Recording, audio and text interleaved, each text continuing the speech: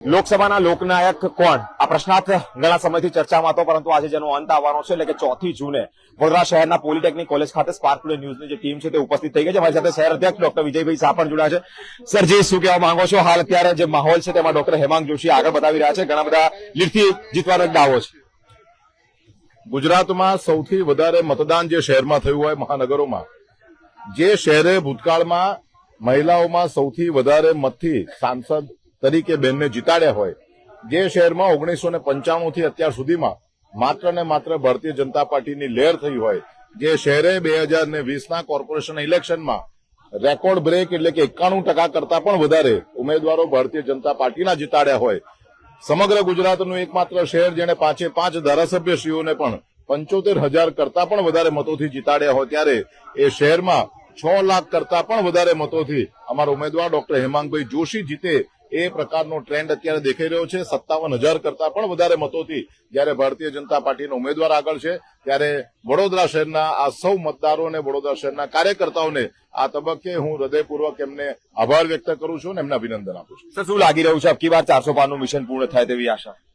દિવસ દરમિયાનનો અત્યારે ટ્રેન્ડ દેખાઈ રહ્યો છે કે 330 કરતા પણ વધારે સીટ ઉપર જયારે ભારતીય જનતા પાર્ટી અને એનડીએ આગળ છે, ત્યારે દિવસ પૂર્ણ થયે મને ચોક્કસ શ્રદ્ધા છે કે 400 થી પણ વધારે સીટ ઉપર ભારતીય જનતા પાર્ટી અને એનડીએના ઉમેદવારો વિજય બનશે. હેમાંગ જોશી જીતની લહેર તરફ છે. ભારતીય જનતા પાર્ટીના કાર્યકર્તાઓમાં કેવો ઉત્સાહ છે અને આપ અત્યારે હાલ પોલિટેકનિક ખાતે પધાર્યા છો, શું કહેવા? આપ જોઈ શકો છો કે પહેલા જ રાઉન્ડમાં થી એમણે આગળ વધવાની શરૂઆત કરી છે. પહેલો રાઉન્ડ પૂર્ણ થયો ત્યારે એમને 52,000 અને સામેના ઉમેદવારને લગભગ 17,000 મતો મળ્યા છે. 4 ગણા કરતા પણ વધારે મતોથી જયારે ભારતીય જનતા પાર્ટીના ઉમેદવાર ડોક્ટર હેમાંગભાઈ જોશી આગળ છે, ત્યારે દિવસ પૂર્ણ થયો અને જયારે મતગણતરી પૂર્ણ થશે ત્યારે 6 લાખ કરતા પણ વધારે મતોથી ભારતીય જનતા પાર્ટીનો ઉમેદવાર જીતશે. એ પ્રકારનો ટ્રેન્ડ દેખાઈ રહ્યો છે અને આજે 150 થી વધારે અમારા કાર્યકર્તાઓ મતગણતરી એજન્ટ તરીકે અંદર બેઠા છે અને અમને ચોક્કસ વિશ્વાસ છે કે જયારે આ ટીમ પૂર્ણ કરશે એમની કામગીરી, ત્યારે 6 લાખ કરતા પણ વધારે મતોથી અમારા ઉમેદવાર ડોક્ટર હેમાંગભાઈ જોશી જીતશે.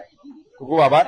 ડોક્ટર હેમાંગ જોશી જે પ્રમાણે હાલ અત્યારે આગળ જોવા મળી રહ્યા છે તે પ્રમાણે લાગી રહ્યું છે કે વડોદરા શહેરમાં ડોક્ટર હેમાંગ જોશી જે છે તે આખરી એટલે કે જયારે છેલ્લી ગણતરી હશે અને તે જ ગણતરીમાં જયારે જંગ મારી હશે વડોદરા શહેરમાં, અત્યારે જે માહોલ છે તે ભારતીય જનતા પાર્ટીની લહેર જોવા મળી હોય તેવો માહોલ છે.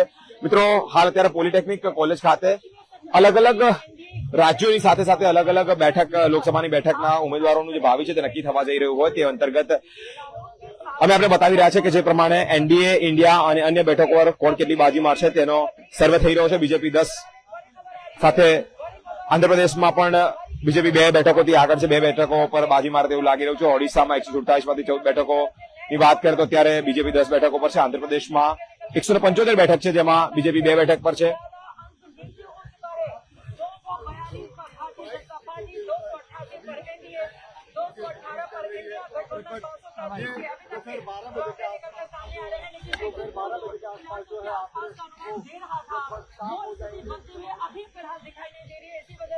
આંધ્રપ્રદેશ, ઓડિશા, ઉત્તર પ્રદેશ અલગ અલગ રાજ્યોમાંથી જે અપડેટ આવી રહી છે તે અપડેટની વાત કરીએ તો અત્યારે હાલ પોલિટેકનિક કોલેજ ખાતે જે સ્ક્રીન પર આપ દ્રશ્યો જોઈ રહ્યા છો, ભારતીય જનતા પાર્ટીના વડોદરા લોકસભાના ઉમેદવારની સાથે સાથે અમે આખા ગુજરાતની વાત કરીએ તો ગુજરાતમાં અત્યાર સુધીની અપડેટની વાત કરીએ તો 3 થી 4 બેઠકો પર કોંગ્રેસ જે આગળ બતાવી રહ્યું હતું તેની સાથે સાથે ક્યાંક ને ક્યાંક જે 4 બેઠકો પર છે ખરાખરીનો જંગ જામશે. એનું કારણ એ છે કે આ 4 બેઠકો પર જ લોકોની બાજ નજર છે કે કોના પર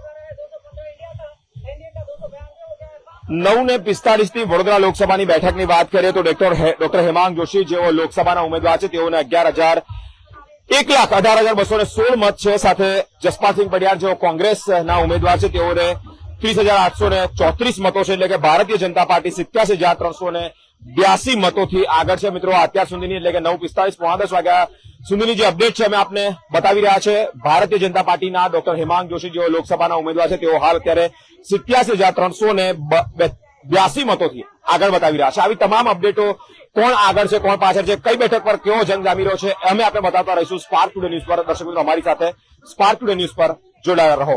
કેમેરામેન રાહુલ કપ્તાન સાથે હું Biren, spark today news Vadodara.